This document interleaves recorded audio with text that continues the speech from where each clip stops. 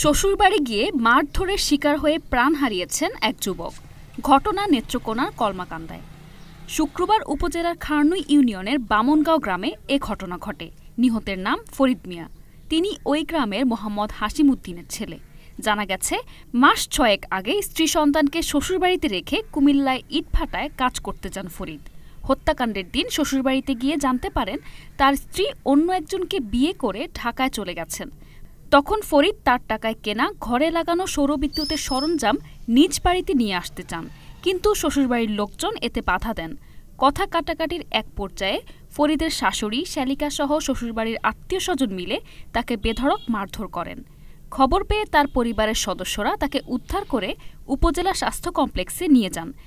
সেখানে কর্তব্যরত চিকিৎসক ফরিদকে মৃত ঘোষণা করেন।